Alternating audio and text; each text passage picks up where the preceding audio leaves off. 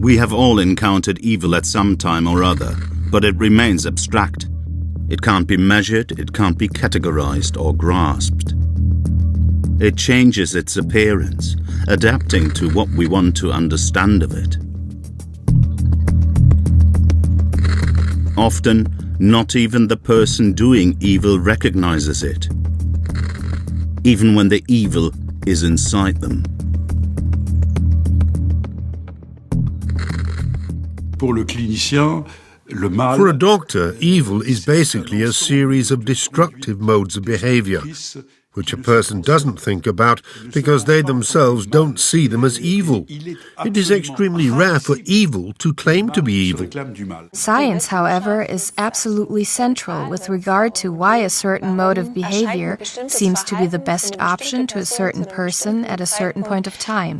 Science focuses on the dark side of a person's character. At the University of Koblenz-Landau, cognitive psychologist Professor Benjamin Hilbig and his colleagues have even developed a kind of measuring instrument they call the dark factor. The theory behind it is that all dark characteristics of a human being have a common denominator. Basically, this common denominator is the tendency to maximize one's own advantage at the cost of someone else. A particular finding of the dark factor is that more unites egoists, Machiavelli persons, narcissists, psychopaths and sadists than separates them. What is really part of this dark factor is that a person is absolutely full of himself, convictions that justify forms of behavior which a person might perhaps not show otherwise. To determine the level of a person's dark factor, Professor Hilbig relies on questionnaires and behavioral experiments like the dictator game. Test persons receive a certain sum of money and normally unobserved have to share it with an anonymous stranger.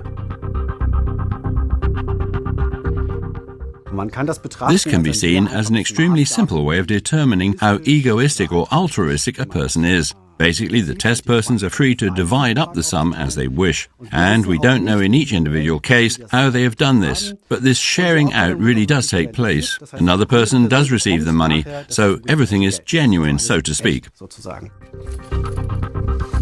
Experiments like the dictator game have a long tradition in behavioral research. And on average, the result is always the same. Around 1/3 of the test persons divide up the money equally. And in some rare cases, even give more than half. Another third gives something but less than half. And the final third keep everything for themselves. Coincidence? When you consider which modes of behavior are evident in this game, then each, I think, can be explained.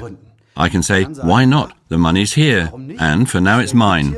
Why should I give it away? I think it's plausible to reason like that, especially when it corresponds to the views you hold. You can equally say, my goodness, I've got to be fair.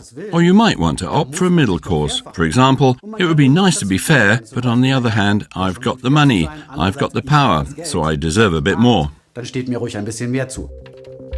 The dark factor doesn't claim to measure evil. It establishes a value for dark personal traits. But is it not really a bit evil for someone to keep most or indeed all of the money for themselves? It is not evil. Many economic models, in fact, would say it is simply rational.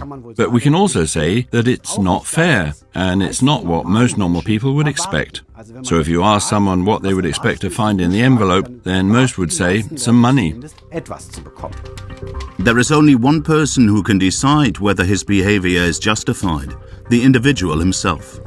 We all intuitively think that the most appalling crimes are committed by the mentally ill, by massive psychos, by monsters. But reality shows that those involved in terrorism, genocide, are perfectly normal, and certainly don't have any mental defects.